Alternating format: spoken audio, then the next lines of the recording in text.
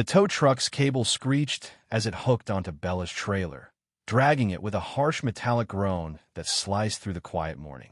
Inside, 8-year-old Timmy wailed, clinging to his therapy dog's leash with shaking hands. I bolted outside, barefoot, yelling for them to stop, but the driver just gave me a blank look and kept going. Bella, our sweet golden retriever, barked wildly as the trailer lurched away. My heart sank. That trailer wasn't just some hunk of metal, it was a lifeline, a mobile haven where kids like Timmy found their voice and veterans found peace. Now, it was being hauled off like trash because of a spiteful HOA complaint. Across the street, Linda Harper, the HOA president, stood with her arms crossed, smirking like she'd just checkmated me in her little game of power. I didn't know it then, but that moment would spark a fire. By the end, her precious HOA parking lot would become her worst nightmare, a dog park. It all started with a dream my late wife, Sarah, and I shared. We wanted a space where trained dogs could help our neighbors, especially kids with special needs and veterans battling PTSD. After Sarah passed, I poured everything into making it real. I turned a small trailer into a cozy sanctuary, soft benches, bright posters, a little AC unit, even a sensory play area for the dogs. Bella was the heart of it all. Every Monday and Wednesday, families came. Kids smiled. Parents wept with relief. For 2 years, it ran smoothly from my driveway, with city permits and a nonprofit license pinned proudly inside. The neighbors loved it. Many even volunteered. But when Linda moved in last spring, everything changed. She didn't win the HOA presidency. Through votes, she schemed her way in, twisting bylaws and spreading whispers. Soon, she was nitpicking everything. Mailbox colors, lawn ornaments, you name it. When she saw the trailer, she didn't ask questions. She slapped a citation on it, unauthorized structure, VY Sewell clutter, commercial use in a residential zone. I fought back with permits, city letters, even thank you notes from teachers. But Linda didn't care about facts. She cared about control. My trailer, with its joyful gatherings, didn't fit her VY shown of a perfect neighborhood. I thought reason would win, so I requested a board hearing. Meanwhile, I kept the sessions going quietly, helping kids like Timmy, who'd gone from meltdowns to whispering words like play while petting Bella. Then, one morning, I heard Bella's frantic barks. I ran out to see the trailer halfway up a tow truck's ramp.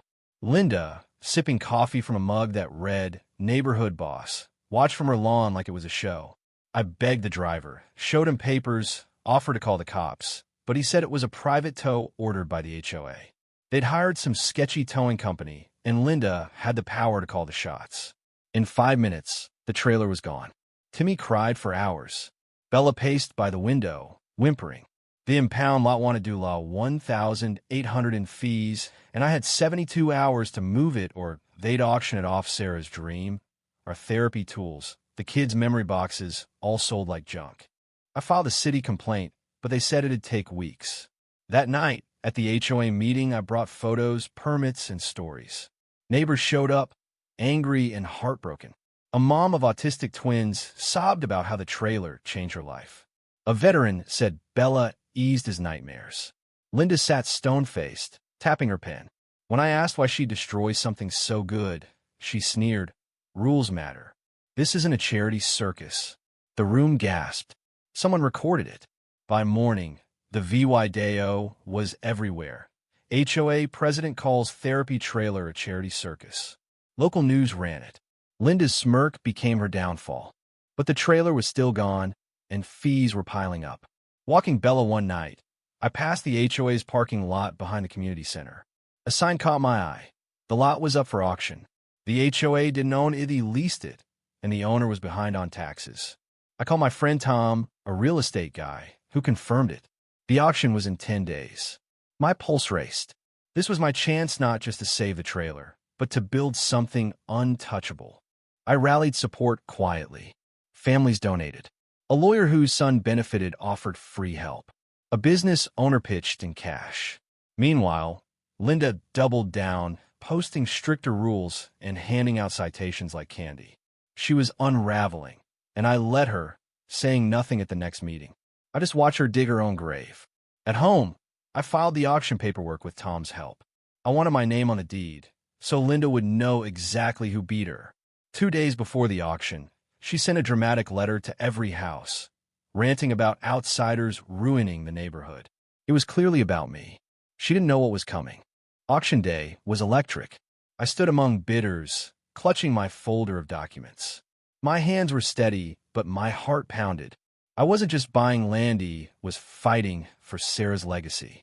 Then Linda stormed in, heels clicking, clutching her own folder. She froze when she saw me, then glared.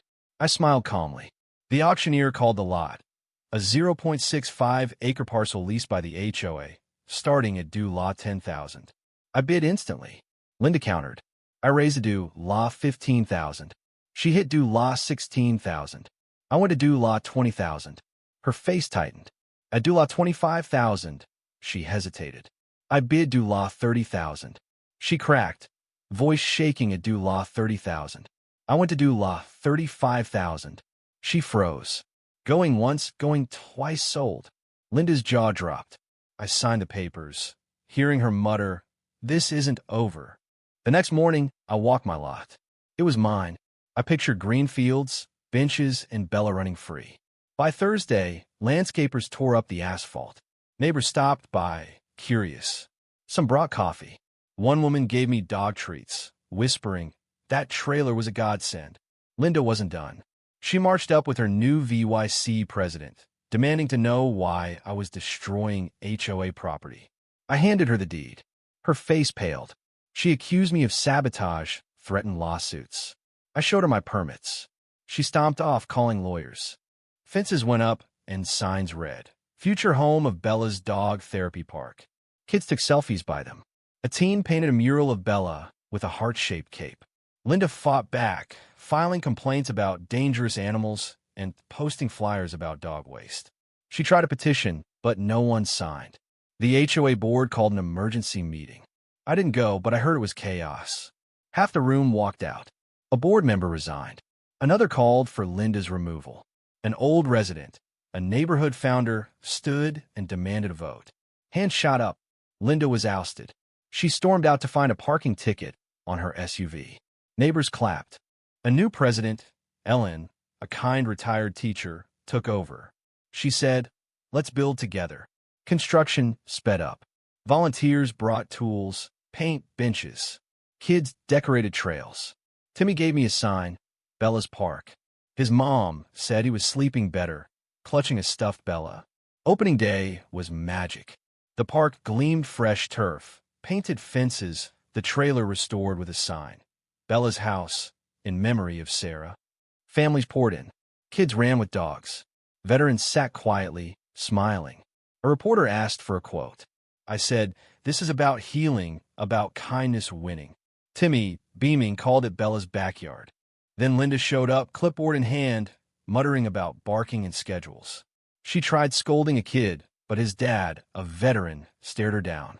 In a perfect moment, a therapy dog peed on her designer shoes. The crowd roared. Linda screeched and fled. By afternoon, food trucks and music filled the air. Timmy gave me a drawing of Bella with hearts. I hung in the trailer. That night, I sat under the stars, Bella at my side. The park glowed. Sarah would have loved this, not just the park, but the fight. Linda towed the trailer, but she gave me the spark to build something greater. Love and resilience grow stronger when you try to crush them. What do you think? Did Linda deserve her downfall? Or was she just enforcing rules? Should I have fought quieter, or was the dog park the perfect revenge? Would you stand up to an HOA like this? Drop your thoughts below, hit like if you're Team Bella, and subscribe for more stories of justice.